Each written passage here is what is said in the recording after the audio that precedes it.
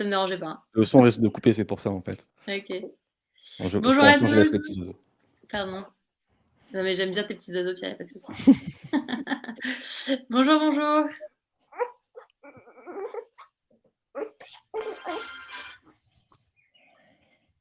Hello à tous.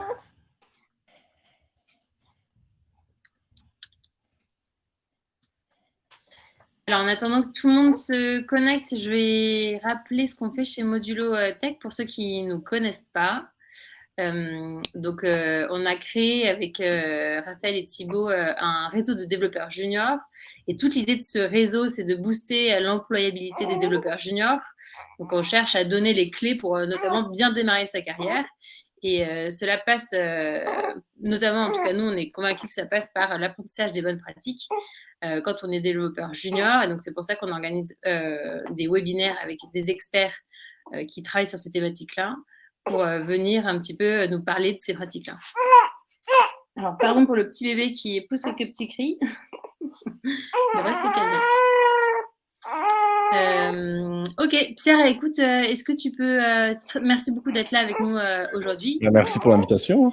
Est-ce que tu peux nous décrire un petit peu ton parcours, ton expérience et comment tu es tombé un petit peu dans la marmite des bonnes pratiques? Eh ben, je suis tombé dans la marmite tout petit, en vrai. Parce que j'ai commencé à coder quand j'avais, je sais pas, une dizaine d'années peut-être un peu. Et ma grand-mère avait un ordi, j'étais en vacances chez elle, il faisait moche. Et pendant 2 semaines, j'ai poncé le site du zéro là pour apprendre à faire des sites en PHP. Ah oui, Donc le site du zéro, ouais. c'était Open Classroom pour ceux qui sont trop jeunes. Et donc après j'ai développé un peu sur ma calculette, aussi pendant que j'étais, au collège, au lycée. Ce qui a fait un peu le bonheur ou le malheur, ça dépend comment on voit les choses de certains de mes camarades de classe qui passaient plus leur temps sur les jeux que j'avais développés sur la calculette, qu'à écouter les cours. Heu, Mmh. mais pardon.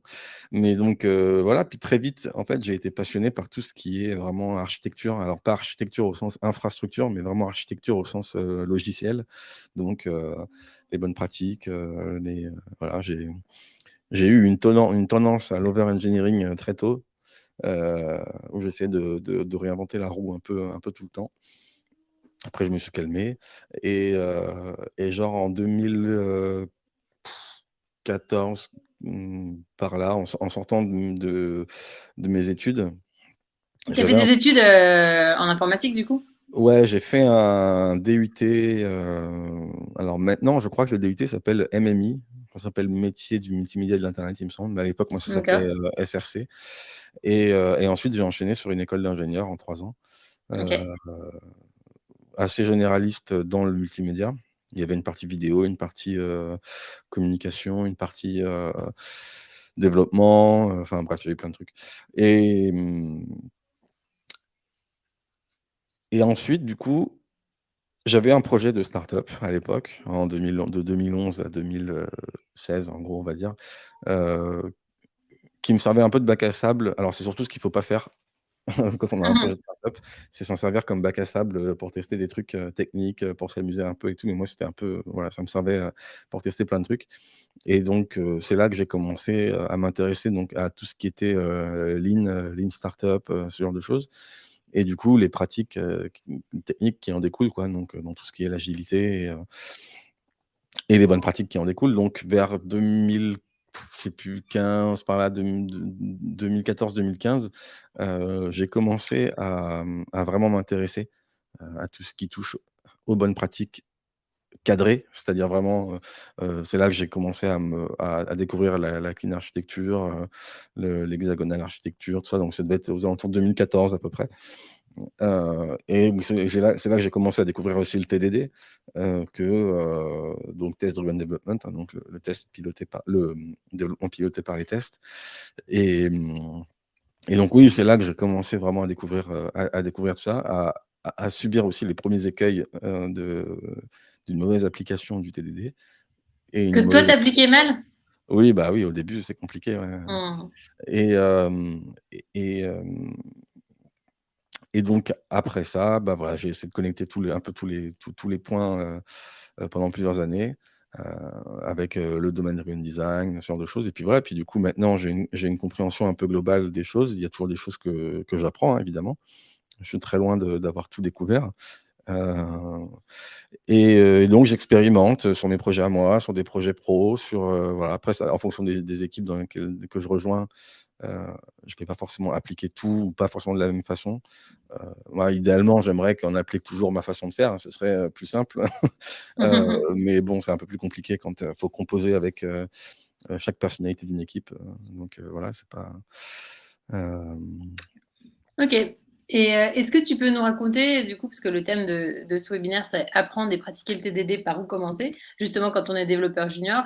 Donc l'idée, c'est de savoir, tu vois, nous, on voit un peu ça comme une montagne, les pratiques craft. Mmh. L'idée, c'est de savoir, par quel bout on peut prendre, ça. Et toi, est-ce que tu peux nous raconter, peut-être comment comment tu as appris, le TDD, comment tu l'as mis en pratique? J'ai compris, hein, que tu avais un peu ton projet bac à sable. Est-ce que tu as des conseils, à donner, un Bah, petit en par rapport fait, à ça? hem, au début, j'ai lu le bouquin de Ken Beck, Test Driven Development, hem et en fait, je l'ai pas forcément bien appliqué parce que, moi, j'étais vraiment resté au côté, dans test unitaire, unit, égale une fonction. Donc du coup, j'essayais de développer toutes mes fonctions avec des tests en amont, mais du coup, je me rendais compte que j'étais en train simplement de m'assurer que le code que j'avais écrit, bah, c'était le code que j'avais écrit, quoi. Donc forcément, comme j'avais environ un test pour une fonction, bah, j'avais donc un couplage, maximum entre, test et fonction. Donc forcément, dès que je bougeais le petit doigt dans une fonction, ou autre, ça pétait des tests, quand bien même le comportement derrière ne changeait pas. Et donc je me disais: «Mais c'est vraiment, nul ce truc», parce que ça m'empêche de refactorer mon code, ça m'empêche de faire ce que je veux, ça me bloque. Et j'en arrivais à un point où, où j'avais des idées en fait de fonctionnalités ou de choses que je voulais que je voulais mettre en place. Et comme j'étais un peu, je m'imposais une rigidité morale en me disant, «Je dois absolument commencer par les tests», et ben, il y a des fois je faisais rien parce que j'avais cette pression des tests qui allaient péter ou qui allaient, voilà, pour je ne sais quelle raison, qui m'empêchait d'avancer, quoi. Donc ça m'entravait au final, dans ma progression. Et donc pendant longtemps, je me suis dit: «Mais c'est nul, enfin, voilà». Ouais, tu voyais plus l'intérêt, quoi. Bah, ouais, je comprenais pas, en fait. Et je comprenais pas l'intérêt de tester ce que j'écrivais, alors que c'était ce que, enfin, voilà, j'en revenais vraiment à avoir des tests qui testaient exactement ce que j'écrivais et je me disais: «Moi, ça sert à rien, Mmh. ça sert pas à Mais grand tu avais chose». déjà compris que, tu avais déjà compris qu'on testait avant d'écrire son code?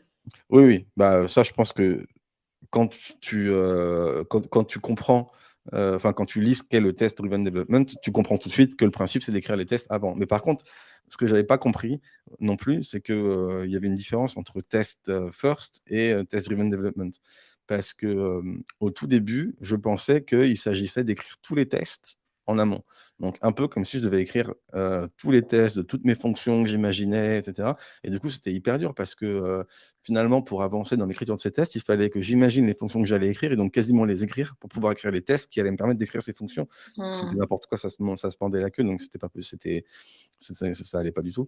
Hem, pardon.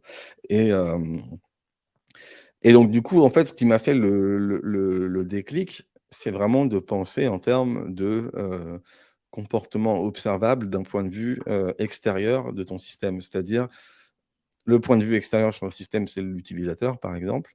Et ben, ce que je dois tester, ça doit être, heu, testable d'un point de vue de ce que pourrait voir l'utilisateur. Donc pendant un moment, je me suis dit: «Bah, en fait, il faut faire que des tests end to end, quoi».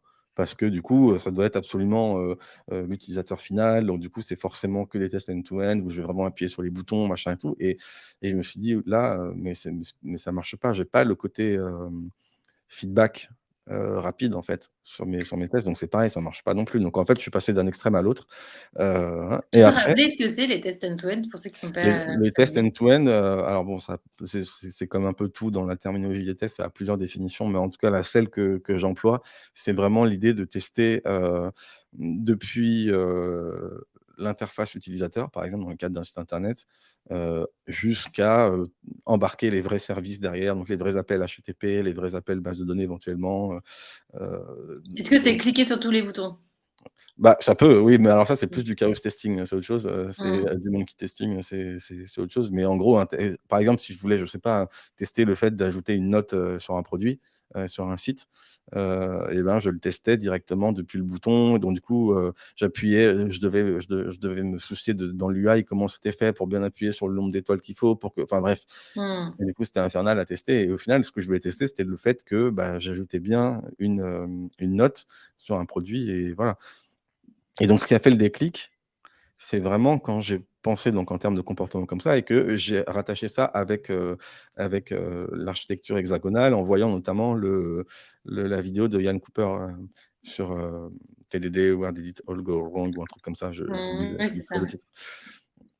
Et en fait, quand j'ai commencé à comprendre que finalement mes tests devaient devenir, le déclencheur de mes use cases et que donc c'était à partir de là que je devais faire en sorte de tester mon système, et ben, tout est devenu beaucoup plus limpide parce qu'effectivement, là, l'intérieur du système, j'avais pas besoin de le tester puisque c'est testé par transversalité et si je modifie des fonctions, des trucs comme ça, bah, j'ai pas besoin ça casse pas les tests tant que je modifie pas le comportement, en fait.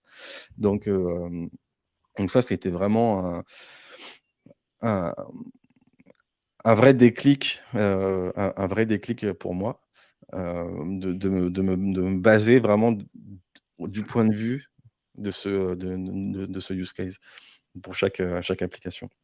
Et du coup, tout ça, c'était, tu l'avais alors, est-ce que c'est pas écrit dans le livre de Kent Beck, Alors, pardon? si, si, il Ou l'explique, d'accord, mais ça a été écrit ce livre a été écrit au début des années 2000, je crois et et effectivement, il y a tout dedans quasiment, hein. C'est écrit, dedans, mais c'est juste qu'aujourd'hui, on va utiliser des termes qui sont un peu différents parce que depuis, ça a été un peu mieux théorisé et donc du d'accord. coup, on peut rassembler des notions à travers des concepts que maintenant on comprend, Mmh, un mieux, peu ouais. mieux. Mais Ouais, il fallait sinon, peut-être, effectivement, lire entre les lignes, quoi. voilà, c'est ça. Donc c'est pas forcément le 1er livre que je recommanderais pour se mettre, au TDD. Mais, en fait, pour comprendre le TDD et son intérêt, je pense qu'il faut déjà arriver à comprendre comment on fonctionne au jour le jour quand on développe. Donc, voilà, et mettons que, oh, bah, je vais reprendre l'exemple de la note là, ajoutée sur un produit.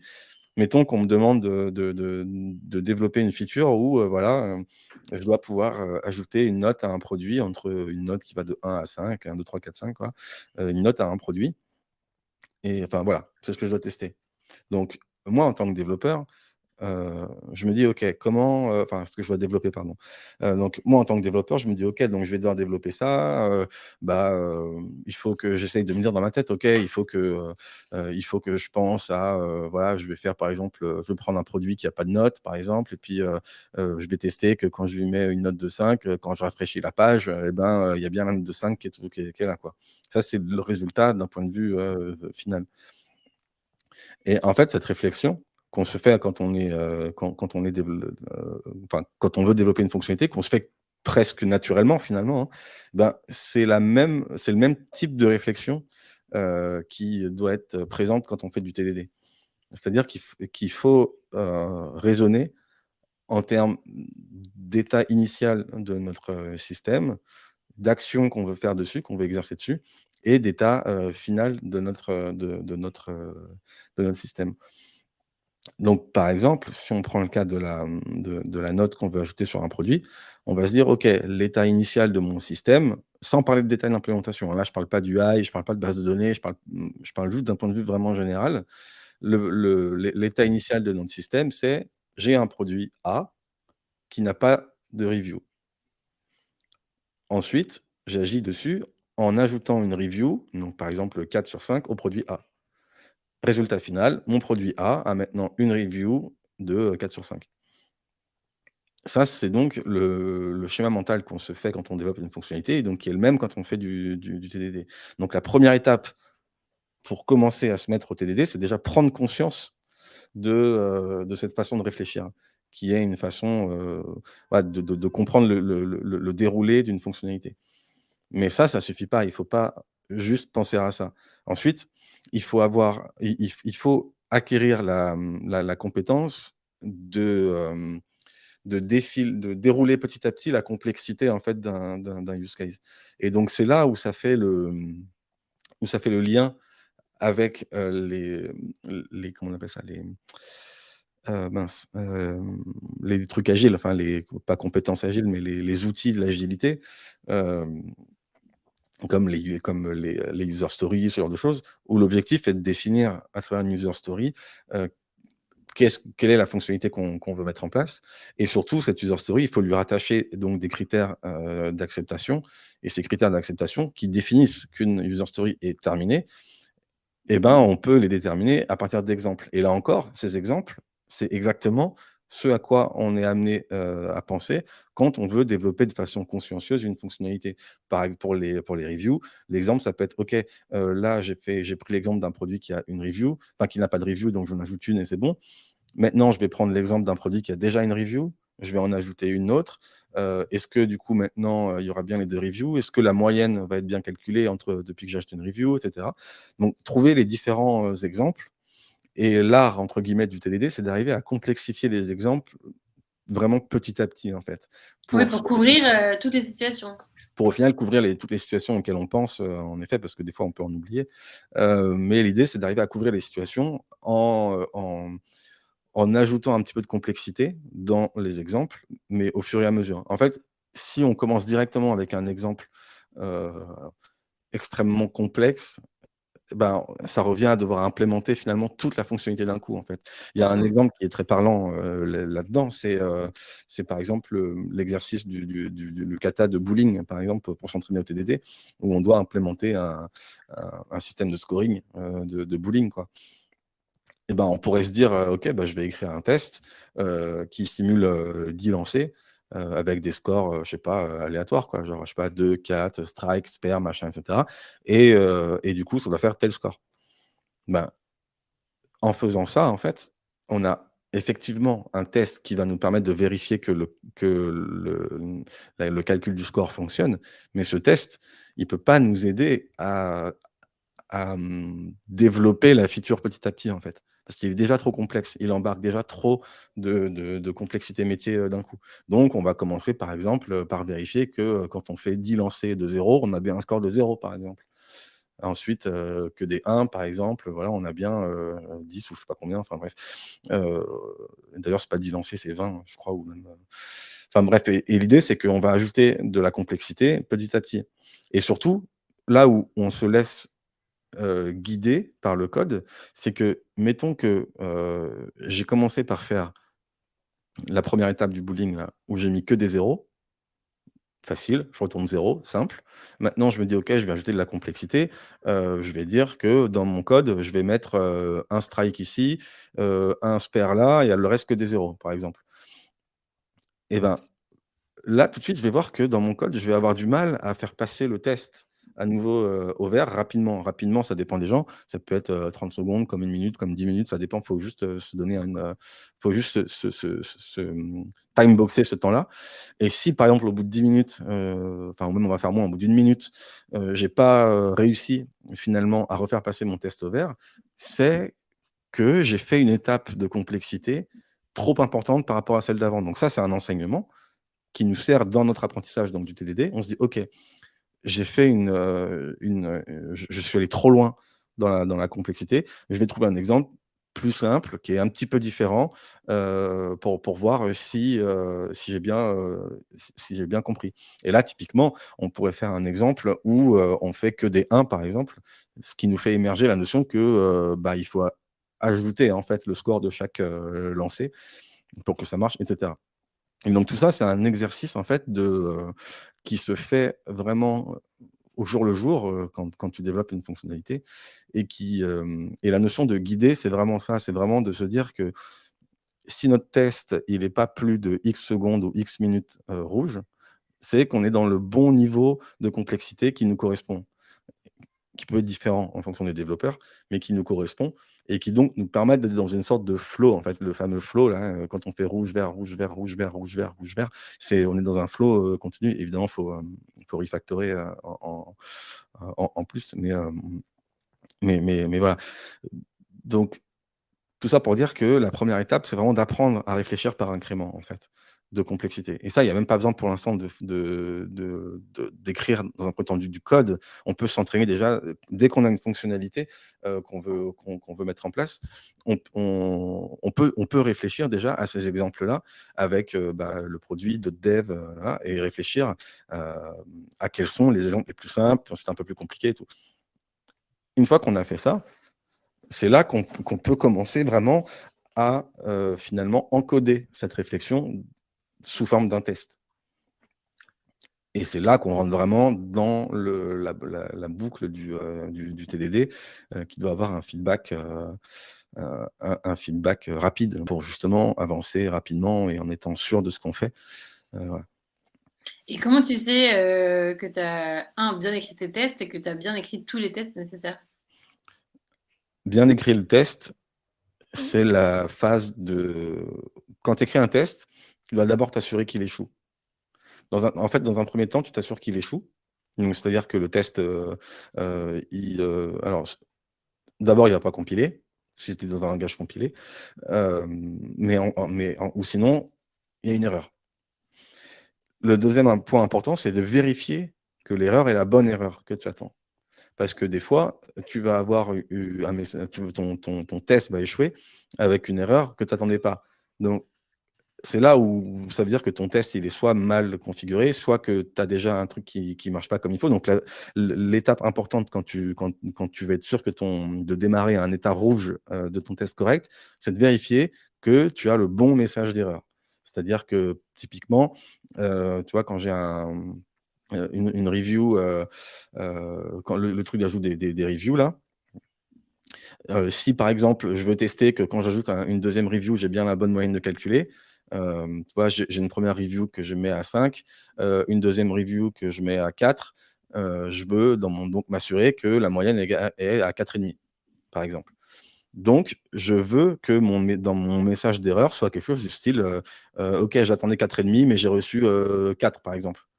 Donc, parce que je n'ai pas implémenté la fonctionnalité. Donc, ça, c'est le bon message d'erreur que j'attends.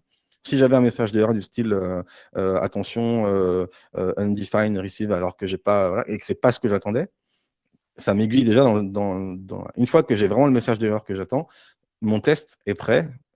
Et donc, en tout cas, la version du test actuel est prête. Et donc, je peux ensuite le faire passer au vert le plus rapidement possible. Donc, au début, en trichant un peu, éventuellement, et le complexifier au fur et à mesure. Mais c'est comme ça que tu vas tester ton test. Et ensuite, comment vérifier que tu as couvert tous les cas? Mais ça, tu ne peux pas le vérifier. Parce que ce que je veux dire par là, c'est que tu ne peux pas vérifier l'exhaustivité des cas que tu as testés parce qu'ils n'existent pas quelque part, tu vois, une source de vérité qui va te dire voici tous les cas qui existent que tu ne trouveras jamais. Mais donc, comment on fait concrètement? C'est que ça correspond en fait aux exemples qu'on définit avec l'équipe quand on veut faire une nouvelle fonctionnalité. On va définir des différents scénarios, différents cas d'exemple qui vont être du coup implémentés dans les tests.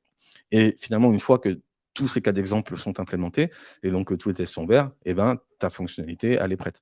Après, tu peux rencontrer un bug en prod qui peut être dû à un scénario que tu n'avais pas imaginé. Ça peut arriver. Hein.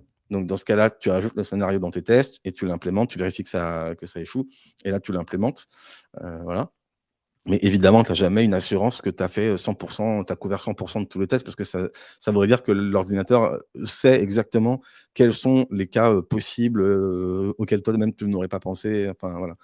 Donc, Ouais, donc ça, c'est vraiment l'exercice dont tu parles au début, c'est avoir toi-même une vision assez exhaustive de ce c'est que ça. tu veux faire. Et après, tu as des outils qui te permettent aussi, parce que tu peux très bien faire un test qui a bon message d'erreur au début quand il est rouge, donc du coup, tu sais que ton test, il est bon sur ce que tu veux tester, le faire passer au vert, etc.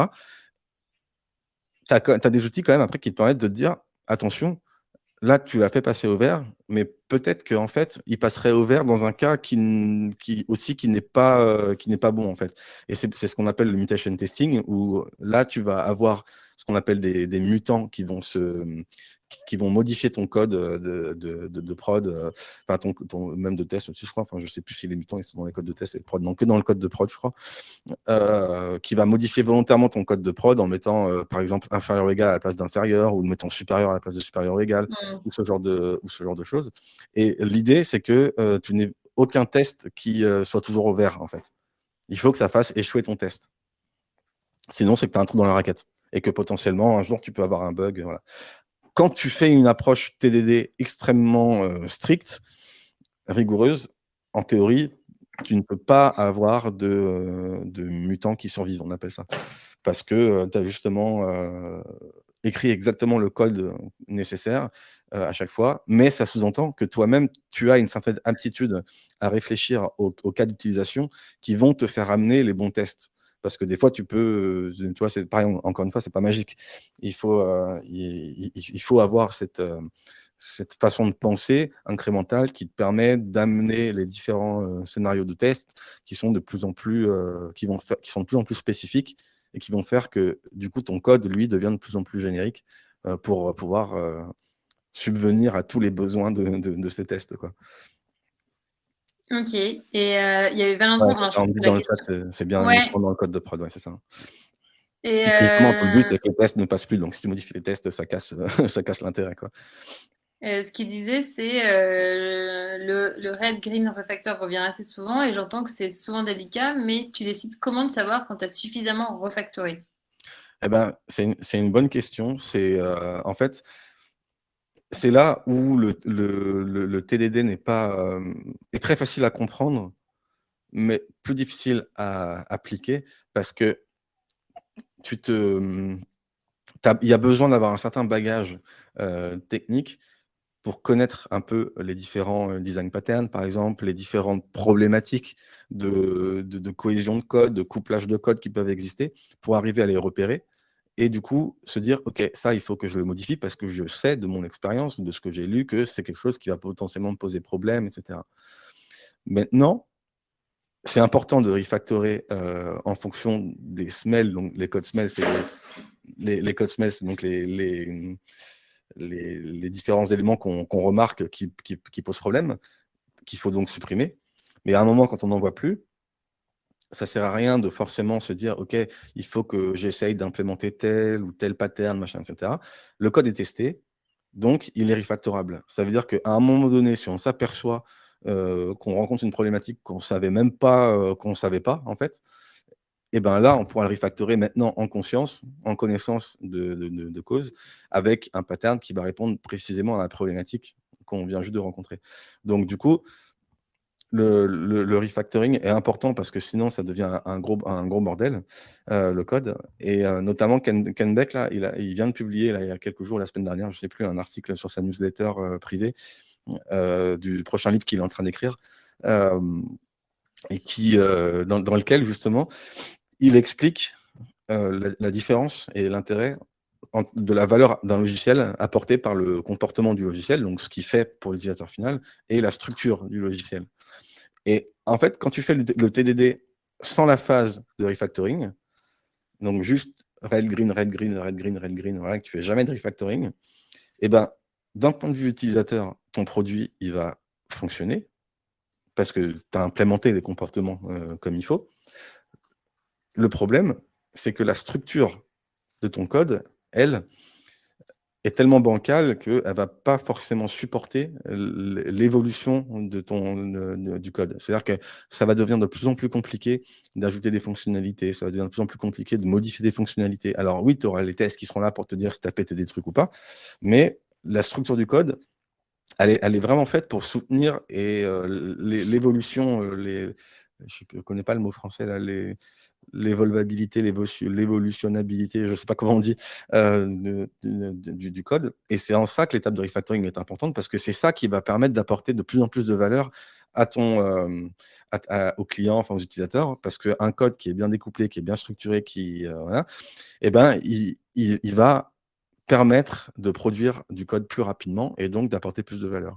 Donc, pour résumer, pour savoir si ton code il est suffisamment refactoré, il faut se poser la question de est-ce que je n'ai pas de couplage trop fort dans ce code entre différents éléments?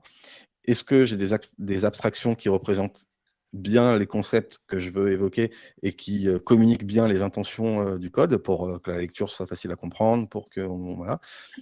Tu peux Est-ce que le code réexpliquer peut-être l'abstraction? L'abstraction, c'est le fait, en fait, d'encapsuler, par exemple, une notion derrière un objet, une interface, pour que cette interface véhicule, du coup, une intention, en lisant, on comprenne l'intention, mais qu'ensuite, pour comprendre ce que ça fait, il faille voir l'implémentation. En fait, c'est séparer l'intention de l'implémentation. En gros, je l'explique un peu mal, mais Ok. de base, tu pourrais avoir juste, sans abstraction, tu as juste l'implémentation telle quelle, et du coup, tu vois directement ce que ça fait, en gros. Je schématise, hein. Donc, on se dit, OK, à la lecture, je vois ce que ça fait, mais je suis obligé de voir dans ma tête, de compiler un peu dans ma tête le code pour comprendre ce que ça fait. Et donc, généralement, on va créer une abstraction autour de ça en créant ce qui s'appelle un niveau d'indirection. C'est-à-dire que on va prendre tout ce qu'il y avait dans ce comportement-là, qui est par exemple je sais pas, de calculer, une taxe compliquée, je sais pas quoi. On va l'encapsuler dans un objet qui est un taxe calculator, enfin bon, j'en sais rien, avec une méthode bien nommée qui explique ce que ce bout de code, fait, et qu'on puisse du coup juste lire ce code-là et comprendre ce qu'il fait, et qu'on n'ait pas besoin de nous-mêmes, enfin, de nous-mêmes compiler le code dans nos têtes pour comprendre le code, et cetera. Mais donc l'inconvénient de ça, ça a donc un coût, c'est que ça crée, comme je disais, un niveau d'indirection. C'est-à-dire que si tu veux voir concrètement ce que ça fait, tu es obligé d'aller voir derrière le code, voilà. Et donc voilà. Mais c'est une bonne pratique d'avoir ce genre d'abstraction devant du code complexe, parce que ça permet de justement cacher de la complexité qui n'est pas nécessaire à la lecture d'une fonctionnalité, voilà, un niveau de compréhension de ta fonctionnalité globale. Ok. Donc il y a ça, il y a le fait de s'assurer que ton code est suffisamment a une forte cohésion. C'est-à-dire qu'il faut que tout ce qui a besoin d'être modifié ensemble, enfin, qui ont les mêmes raisons en fait d'être modifiés, se trouvent proches dans le code idéalement, enfin dans le code et même dans les structures de fichiers, voilà, idéalement pour avoir une cohésion, forte. Et ensuite, est-ce que le code, il est suffisamment modulaire? C'est-à-dire, est-ce qu'il va vraiment, dépendre comment on appelle ça? De choses concrètes qui pourront pas être modifiées, ou est-ce qu'il va dépendre d'un contrat qu'on pourra du coup lui injecter ensuite quand on veut, pour en changer les détails d'implémentation, par exemple. Donc voilà, tout ça, c'est plein d'heuristiques un petit peu qu'on peut utiliser pour savoir si on a suffisamment refactoré, le code. Évolutivité, oui, merci, ça doit être ça, ouais. Non, je lisais en même temps j'ai galéré à trouver le mot, mais Et alors du coup, quand on est tout débutant, est-ce qu'on peut justement comment s'entraîner? Est-ce qu'on peut justement avoir un bac à sable pour alors, s'entraîner? il y a plusieurs écoles. Heu, Personnellement, je fais pas de kata. Mais peut-être que j'aurais dû en faire quand j'ai commencé, ça m'aurait peut-être fait apprendre plus vite. Le gros avantage des katas, c'est que ça permet de muscler un peu ce muscle de réflexion incrémentale pour arriver à déterminer des, mmh, des scénarios, vraiment, de plus en plus complexes, et cetera. Et ça peut aussi permettre d'avoir une approche extrêmement, puriste, pour s'habituer à la théorie, pour s'habituer, en utilisant par exemple le Transformation Priority Premise de Uncle Bob, qui définit justement comment tu peux avancer dans la complexité de ton code, étape par étape, en remplaçant des abstractions, des choses comme ça, par d'autres, enfin en remplaçant certains outils du langage par d'autres outils du langage, mais vraiment petit à petit pour que ça te pousse finalement à écrire un test qui le nécessite, par exemple, s'il y a besoin, pour implémenter cette chose-là. Donc ça, c'est un exercice enfin, de purisme. Je sais que certaines personnes utilisent ça même, au jour le jour. Moi, j'ai pas une pratique aussi puriste, du TDD, parce que, j'ai pas personnellement trouvé que ça me faisait aller plus vite pour l'instant. Peut-être que j'y viendrai, mais, j'ai une pratique un peu différente que je détaillerai bientôt dans un article, je pense. Mais qui est quand même très, très incrémentale, hein. C'est très important, ça doit d'être, par incrément. Mais donc pour commencer vraiment, donc c'est travailler cette faculté Donc soit vers des katas pour s'entraîner un peu dans le code si c'est marrant et tout. Il y a un site qui s'appelle Coding Dojo qui est sympa parce qu'il permet de s'entraîner et de prédire en fait l'état de ton code. C'est-à-dire que là, quand tu vas faire ton code pour l'exécuter, tu vas cocher une case, enfin une loupiote rouge, jaune ou je sais plus, ouverte, voilà, qui va définir, OK, est-ce que tu estimes que ton code va passer? Est-ce qu'il va échouer? Est-ce qu'il va, le jaune, je sais même pas ce que c'est, il y a une erreur ou je sais pas quoi. Et donc ça te permet de t'entraîner aussi à comprendre, OK, est-ce que là, c'est ce que j'attends qu'il fail mon test volontairement. Ensuite, là, j'attends qu'il passe. Enfin voilà, c'est intéressant. Donc là, c'est vraiment sous forme d'exercice, on est Ouais, dans la ouais, il y a plein de théorie. trucs, il y a plein et surtout c'est intégré directement, c'est intégré directement, il y a pas besoin d'ouvrir enfin, c'est directement dans le navigateur. Mais bon, après, D'accord. voilà, pour les gens qui sont habitués avec leur IDE, c'est pas forcément l'idéal, mais voilà. Mais je pense qu'il y a, à mon avis, il y a de plus en plus de plateformes qui vont se développer maintenant qu'il y a des trucs genre Gitpod et tout, qui vont se développer pour avoir des trucs embarqués pour faire des katas qui sont directement dans un environnement de développement qui nous est familier. OK. Mais voilà, et on peut s'entraîner après, même sans faire de TDD au début, quoi. Comme je disais au début, avec les features, les fonctionnalités qu'on a, dès qu'on a en fait une fonctionnalité à travailler, réfléchir directement déjà sous forme d'exemples pour arriver à comprendre quel est l'état initial, comment j'agis sur cet état et qu'est-ce que ça donne en finalité. Ça, c'est un exercice qu'il faut travailler en permanence, quoi, qui ça doit devenir une seconde nature dès qu'on a quelque chose à implémenter, en fait. Et après, il faut s'intéresser absolument à ce qui fait aujourd'hui un bon logiciel. Quels sont les éléments qui font qu'un logiciel, donc un site web, enfin, ou un logiciel embarqué, peu importe, est un bon logiciel. Et donc, c'est s'intéresser, voilà, aux éléments que je citais tout à l'heure, quoi. Le faible couplage, la forte cohésion, la modularité, les abstractions, enfin les bonnes abstractions, et puis j'en oublie un, je sais plus là, mais ça c'est très important. Et du coup, moi, le livre que je conseille vraiment, je pense qui est intéressant pour tout junior ou même des gens un peu plus seniors, pour avoir une vision un peu globale en fait de l'état de l'art aujourd'hui et de ce qui fait qu'un logiciel est bien ou pas bien, de ce qui fait qu'on peut aller vite ou pas vite, de ce qui fait qu'on gagne de l'argent ou pas euh, sur un projet, c'est vraiment de lire le dernier livre de Dave Farley qui s'appelle Modern Software Engineering.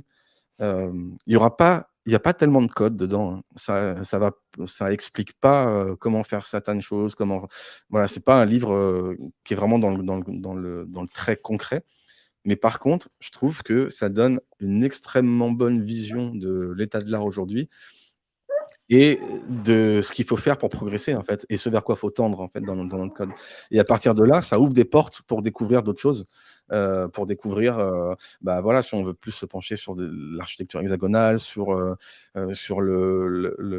plutôt les principes solides pour comprendre dans son code comment on fait pour avoir un code qui est cohérent, qui a pas trop de responsabilité de dispatcher un peu partout.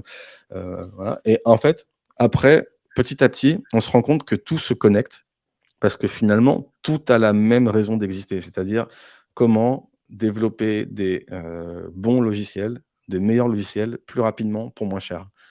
En gros, tout ça, ça regroupe toutes les pratiques agiles, toutes les pratiques d'excellence technique, de craft, des choses comme ça. Ça recoupe tout en fait, parce que tout a le même objectif. Donc du coup, une fois qu'on arrive à faire ce recoupement, heu, on arrive à comprendre un peu mieux. Et donc très concrètement, voilà, les exercices entre guillemets que j'ai nommés juste avant, lire le bouquin Modern Software Engineering, qui est pas très, très gros, je sais pas, il doit faire 300 pages à peine, ce qui n'est pas non plus très gros pour un livre, tech. Hem, Oui, donc vraiment ça fait le lien entre toutes les pratiques craft, ouais, pour ouais, complètement, ouais. avoir une vision un peu globale de Mmh. là où on veut aller, quoi. Ouais, ouais, et en fait, ça se base aussi sur le livre Accelerate que je conseille aussi, la première partie en tout cas, qui est une étude qui a été faite sur 7 ou 8 ans, je crois, par ceux qui ont fait State of DevOps Report, où en gros chaque année, ils font un peu ils font comment on appelle ça? Des sondages pour savoir, voilà, en fonction des pratiques DevOps, ce qui marche pas et tout. Et au final, on se rend compte que les équipes qui fonctionnent le mieux sont celles qui appliquent tous ces principes d'excellence agile. Donc le TDD, le Trunk-Based Development, le Continuous Delivery, ce genre de choses. Mais Ouais, tout parce qu'au ça, final, c'est difficile à quantifier. Si, tu vois, comment est-ce que tu quantifies que quelqu'un qui fait du TDD, peut-être qu'en fait, il y a des ses études. projets. Voilà, c'est Il y a, ça, c'est il qu'il y y a a- des études qui il y a te des prouvent. études. Bon, après, j'avoue que sur ces études spécifiquement liées au TDD, je trouve que c'est toujours un peu compliqué parce que, selon moi, si on voulait appliquer la méthode vraiment scientifique dessus, il faudrait soit faire appel à énormément de projets, énormément d'équipes pour lisser un peu les différences entre les équipes, ce qui, je crois, dans les études que j'ai vues n'est pas le cas. C'est que quelques équipes à chaque fois, et donc avec des projets différents. Et voilà, il y a tellement de choses qui rentrent en compte que je trouve que c'est compliqué avec ces études-là de vraiment être sûr et certain que c'est cette pratique-là qui va aider et tout. Je pense que c'est vraiment une globalité, en fait, parce que si tu veux pouvoir livrer fréquemment, eh ben, tu veux avoir la possibilité de ne pas passer ton temps à faire des tests de non-régression pour vérifier que tu n'as rien pété. Donc, tout ça, ça nécessite d'avoir des tests automatisés. Le fait d'avoir des tests automatisés efficaces, ça nécessite d'avoir une bonne compréhension de ce que tu veux tester. Et donc, avoir une bonne compréhension de ce que tu veux tester, ça veut dire faire des ateliers avec avec le produit, avec les développeurs, avec les UX pour définir des exemples ensemble de comment développer la fonctionnalité.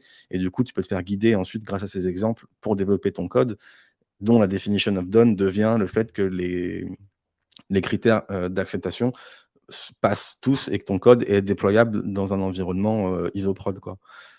Donc tout ça, c'est lié finalement. Tout est relié. Donc oui, c'est important. Le TDD est vraiment important et j'ai hâte qu'un jour, ça devienne la façon idiomatique de développer apprise à l'école. Et vraiment, je suis vraiment contre les gens qui disent que le TDD, c'est un dogme, machin, etc. En fait, les gens font déjà une partie du TDD dans leur tête sans s'en rendre compte. Le TDD, c'est simplement du bon sens après. C'est de dire, OK, en fait, juste encode dans ton code ce que tu fais dans ta tête, comme ça va être automatisé et tu n'auras pas de problème. C'est marrant parce que nous, les devs, on cherche à automatiser absolument tout. Mais par contre, ce qui nous casse le plus le cul, les tests, on ne veut pas l'automatiser. Enfin, tu vois, c'est bizarre. C'est complètement normalement, ça devrait être la première chose à laquelle on pense, quoi. Ah putain, c'est chiant de tester tout ça, faut que j'ouvre la console, machin et tout. Il y a pas moyen que j'automatise, tu vois? Et enfin, voilà.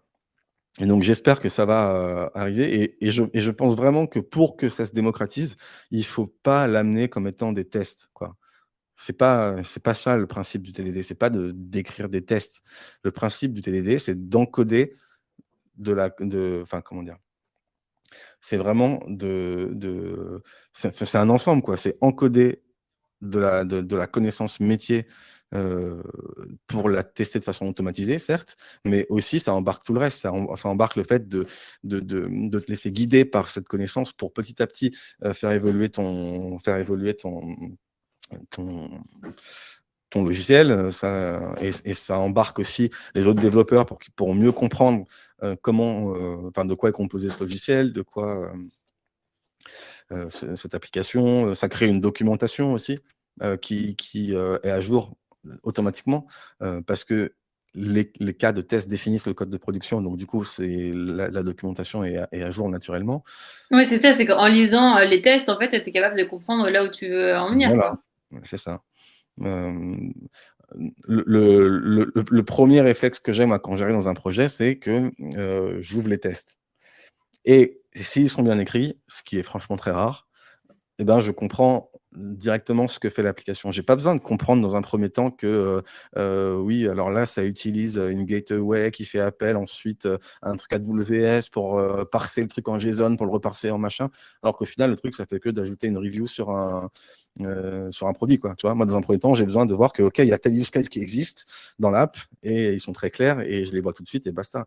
Et de pas avoir les détails d'implémentation. C'est exactement le même principe que je disais tout à l'heure dans le code.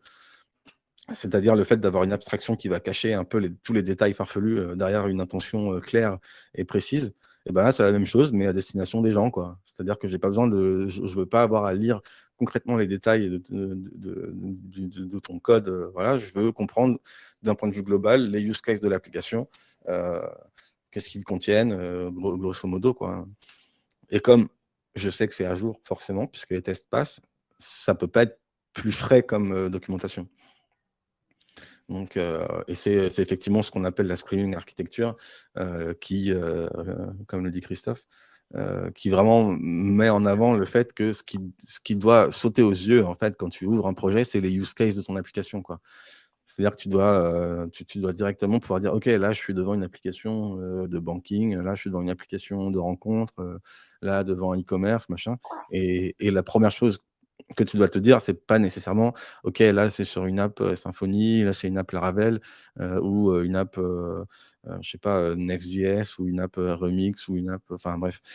L'idée, c'est qu'il faut rapidement comprendre les use cases. En tout cas, pour les comprendre, il ne faut pas avoir à aller chercher dans plein de fichiers au nom un peu cryptiques pour comprendre ce que ça fait, quoi. Et alors, question peut-être un petit peu bête, mais est-ce qu'il vaut mieux faire des tests mais qui ne sont pas très bien écrits ou ne pas en faire du tout? Parce que j'imagine que quand on débute, forcément, nos tests, Mais ils ça, sont peut-être pas, en fait, pas forcément. il faut se décomplexer sur ça. On ne peut pas écrire des tests qui sont parfaits tout de suite. Et même, en fait, on n'écrit jamais des tests forcément parfaits parce qu'à mesure que notre pratique évolue, on trouve de nouvelles choses qui nous correspondent et puis on commence à avoir une pratique qui nous est propre et puis et ça évolue, quoi.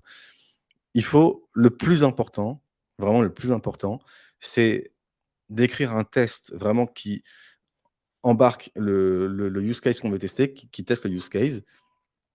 Et il ne faut pas que ce test, il casse si on modifie juste un détail d'implémentation. Donc un détail d'implémentation, ça veut dire que, par exemple, au lieu d'utiliser un algorithme de tri à bulles, je vais utiliser un algorithme de quicksort, je ne sais pas quoi, pour faire un tri au sein des reviews, voilà.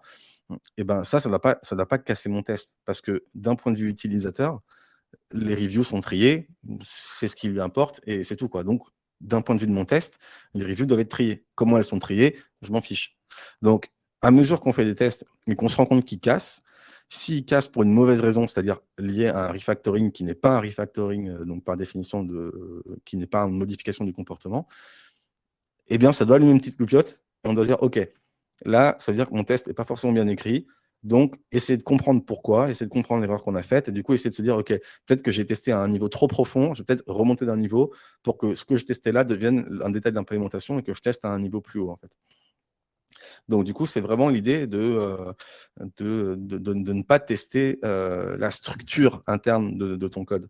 C'est tu testes vraiment un état initial, un état final, voilà, c'est vraiment ce que tu veux tester. Et du coup, tu testes pas les interactions entre les objets, entre ce genre de choses, quoi. Ok, Donc, donc, mais ok.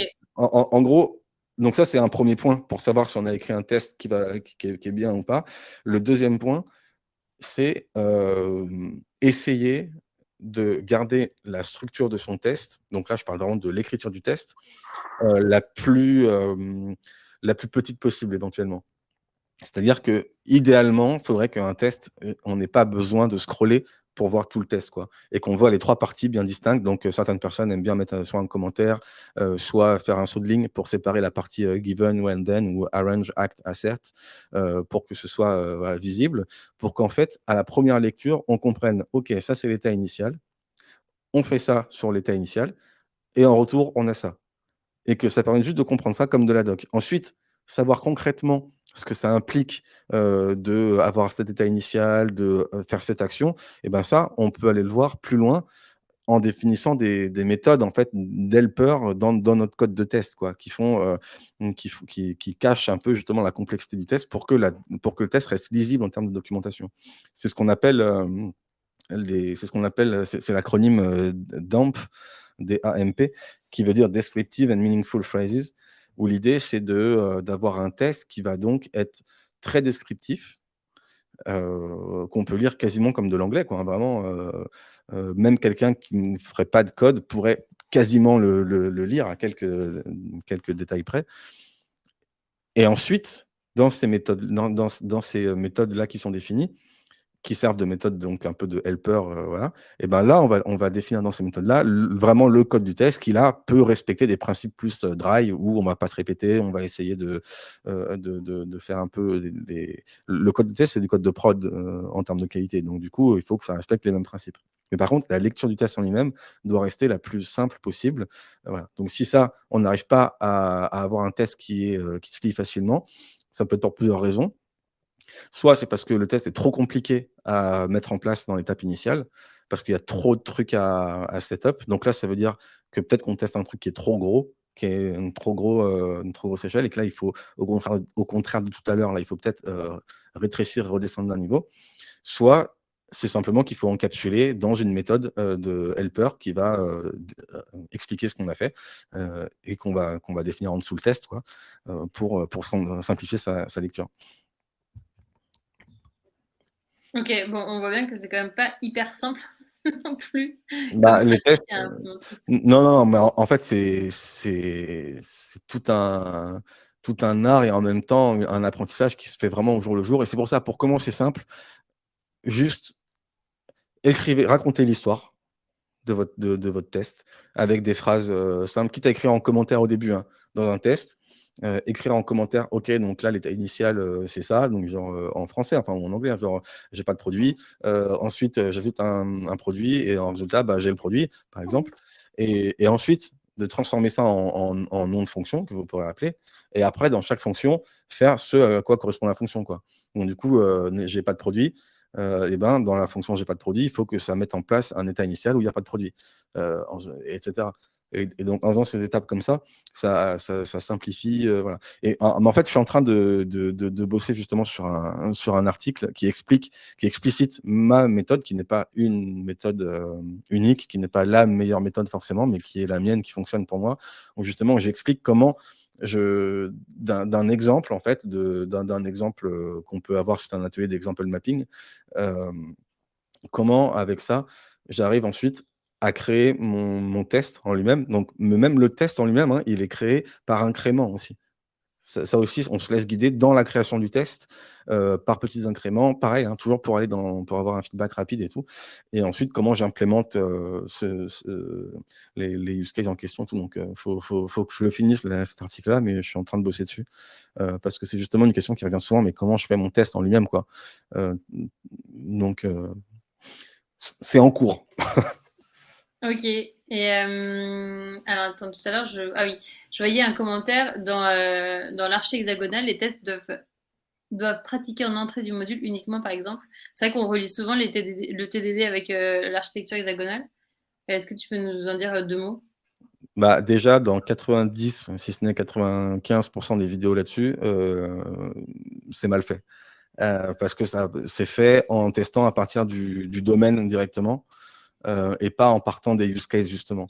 Donc, du coup, ça veut dire que là, on va vraiment tester depuis l'implémentation, en fait, de notre domaine, alors qu'on ne doit pas tester de l'implémentation, justement. On doit tester l'orchestration de la logique. L'implémentation de cette logique, elle, c'est du détail. Donc, du coup, il faut vraiment partir du use case, quoi. C'est-à-dire qu'en temps normal, par exemple, mettons qu'on est en back-end et qu'on a un use case d'ajout de produit, eh ben, peut-être que ce use case il va être déclenché par un contrôleur REST d'une route post, add, enfin product, je sais pas quoi. Et ben, il faut considérer que ce qui va déclencher le use case dans nos tests, c'est notre test lui-même, en fait. C'est-à-dire qu'on va appeler directement la méthode. Notre test devient, donc en termes d'hexagonal architecture, devient le primary adapter, enfin, qui va driver le use case, qui va appeler le use case. Ok. Moi, de tout ce que tu as dit, là, j'ai l'impression que c'est quand même une manière, ça peut être une manière personnelle de travailler. Est-ce que tu peux, quand tu travailles en équipe avec d'autres développeurs, tu peux toi tout seul travailler avec TDD et les autres devs non? C'est pas tellement gênant en fait. Alors, j'ai envie de te dire, en théorie, oui, mais en pratique, enfin, en théorie, non, mais en pratique, tu le fais un peu. En fait, ce qui est vraiment important, c'est d'arriver à peu près aux mêmes qualités de test en termes de compréhension du test, de couverture de test et donc de lisibilité de test. Si après, les mecs, ils décident d'écrire ces tests-là, je prends un exemple où c'est exactement on arriverait exactement au même test, hein. Si les mecs décident d'écrire ces tests-là a posteriori, parce qu'ils ont fait dans leur coin, ils ont développé le truc, ils ont testé un peu en console, un peu en ceci, en cela, ils ont testé les différents cas et tout, et qu'ensuite, ils ont rajouté de façon très consciencieuse, et de façon donc très chiante, les tests, a posteriori, et qu'on se retrouve avec exactement les mêmes tests que quelqu'un qui l'a fait en TDD, bah, celui qui l'a fait en TD, il sera juste allé 2 ou 3 fois plus vite, en fait.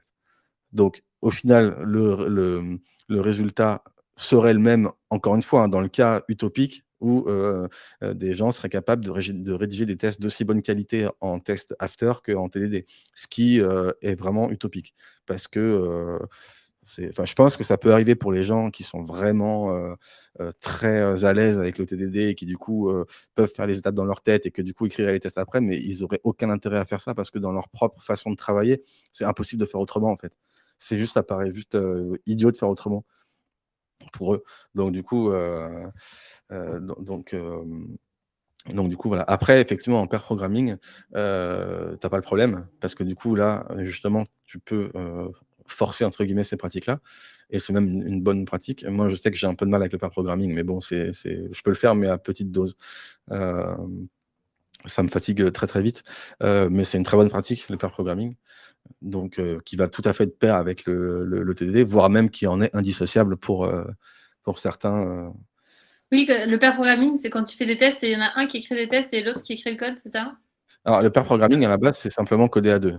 Oui, oui, je sais. Mais Et ensuite, tu as plusieurs façons pour les tests de faire. Tu peux faire en mode ping-pong, mais personnellement, je trouve que c'est pas tellement adapté parce que ça pousse un peu à faire une réflexion test first, et du coup, c'est pas forcément, je trouve, adapté.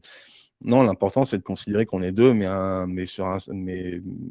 qu'on forme, un tout, quoi, à 2. Donc on va avoir exactement la même démarche que tout seul, mais en l'appliquant à 2 en même temps, quoi.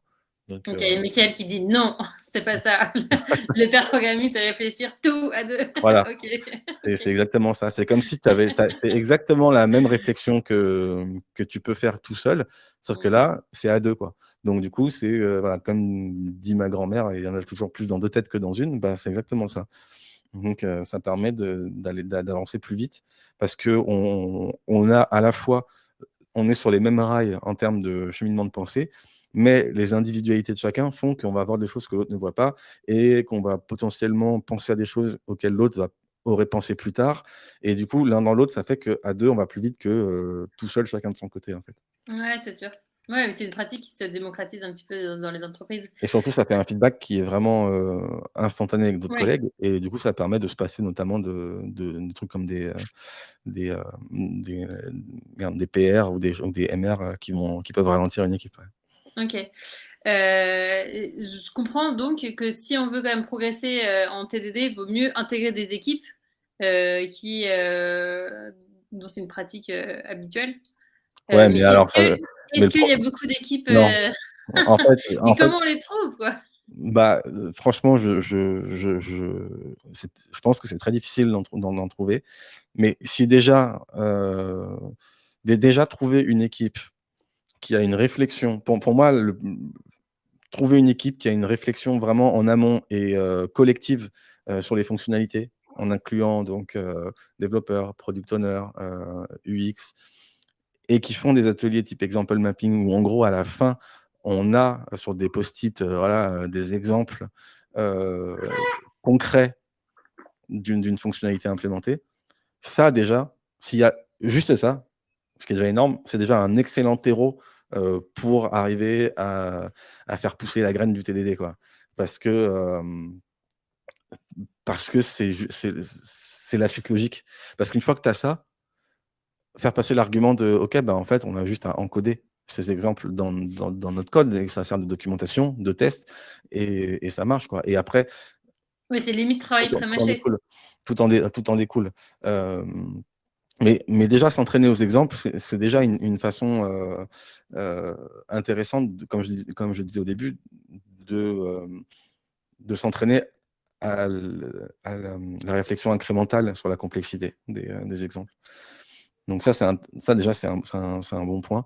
Après, je fuirais complètement les équipes qui disent TDD et en fait, pour eux, ça veut juste dire on a des tests unitaires, parce que du coup, ça n'a rien à Bah voir. ouais, mais il faut savoir faire le tri. En fait, moi, j'aimerais bien répertorier les équipes qui pratiquent TDD, mais en fait, Mais c'est le problème, c'est c'est que ça compliqué parce devient que à la t'es... mode et du coup, tout le monde écrit partout, craft, TDD, Exactement, TDD, machin c'est et en exactement fait, ça.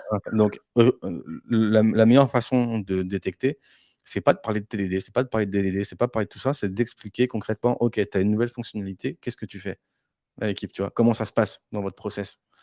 Est-ce que vous vous réunissez? Est-ce que vous en discutez? Est-ce que vous arrivez à trouver bah, voilà, est-ce que vous faites des exemples entre vous? Comment vous faites, qu'est-ce que pour vous, qu'est-ce que signifie, une story terminée? Quelle est la definition of done de votre user story?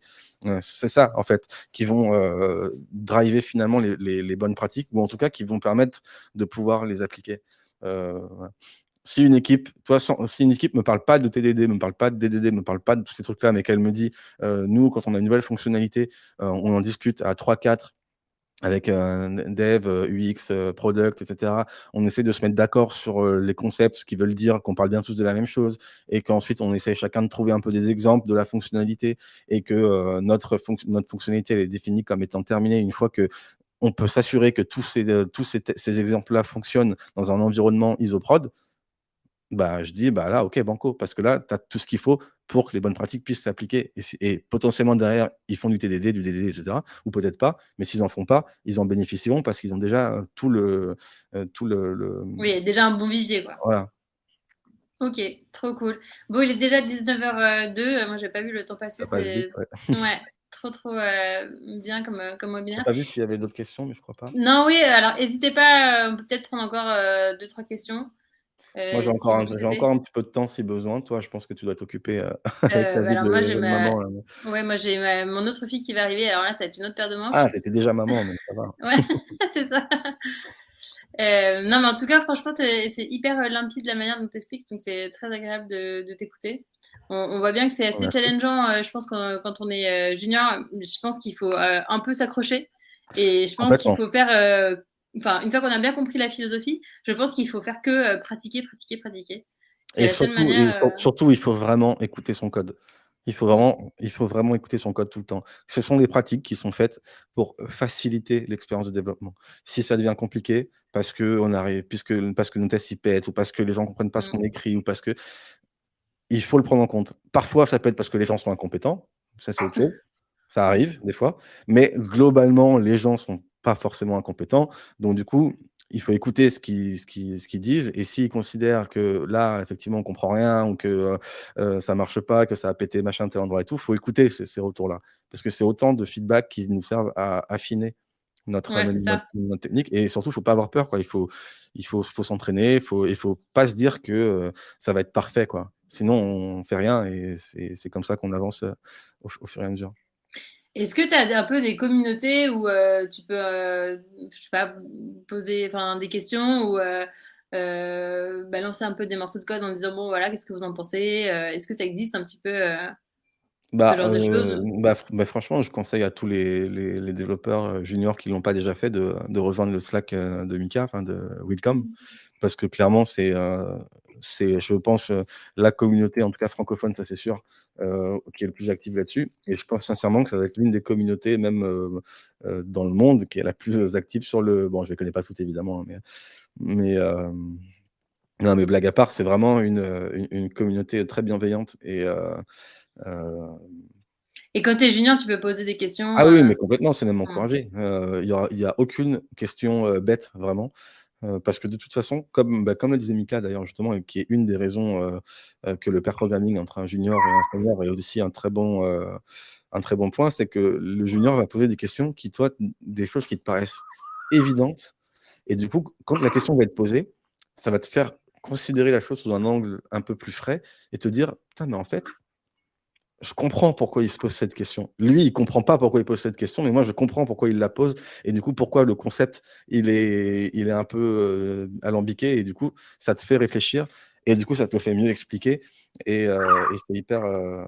Mais du coup, franchement, ouais, moi, franchement, si j'avais découvert le Slack dès qu'il a été créé, je sais plus quand, Mika, tu me diras, mais je crois qu'il a été créé en quoi, en 2017, 2000, voilà. Bah, ça correspond à peu près à l'époque où j'ai commencé à m'intéresser au sujet, c'était 1 an après. J'aurais gagné mais tellement de temps parce que j'ai passé Mmh. littéralement des journées entières, des nuits. J'ai même des fois pas été, ça c'est mon côté un peu obsessionnel, mais il y a des fois où j'ai posé des jours off parce que dans ma tête, j'arrivais pas à relier les points de la clean architecture et du coup, je pouvais penser à rien d'autre et du coup, j'étais incapable de travailler. Et donc toute la journée, j'étais avec les bouquins, les ressources en ligne et tout et essayer de comprendre comment ça marchait et tout. Et si j'avais eu ce Slack, putain, beh, ça Mmh. m'aurait fait gagner un temps fou pour Ouais, arriver mais à en même temps, c'est le travail des pionniers, hein. Tu essuies un peu les plâtres, pour tout le monde, mais hein. mais mais mais le pire, c'est qu'on devrait même pas parler de pionniers, ça fait 20 ans que ça existe, Oui, ça. non, mais c'est ça Un qui est un truc, peu tu vois? paradoxal et je suis d'accord avec C'est toi, c'est qu'à la fois c'est des parfois des livres qui ont été écrits il y a plusieurs années, mais le fait est que c'est aujourd'hui que ça se démocratise et que, on en voit mais l'intérêt ouais, parce que ça colle vachement aux besoins business aussi, ouais, mais d'aujourd'hui. mais mais le pire, c'est qu'il y a encore beaucoup de gens qui n'en ont pas conscience. J'aime bien prendre une image que je prends assez souvent, c'est de prendre celle de l'aviateur, Roland Garros. En plus, c'est Roland Garros en ce moment, voilà, c'est le contexte. Donc Roland Garros, c'était un aviateur et je crois que c'était le premier qui a franchi, la Méditerranée. Et donc à l'époque, il a fait ça, je sais plus, en 8 heures, je crois, un truc comme ça. Il est arrivé en Corse, en 8 heures et hem et en fait, il a réussi cet exploit parce qu'il se reposait en fait sur toute une industrie derrière lui et des gens qui sont littéralement, morts pour faire avancer la science, le progrès dans ces choses-là et qui ont mis, des dizaines d'années, enfin voire même une centaine d'années, avant d'arriver au stade où c'en est arrivé.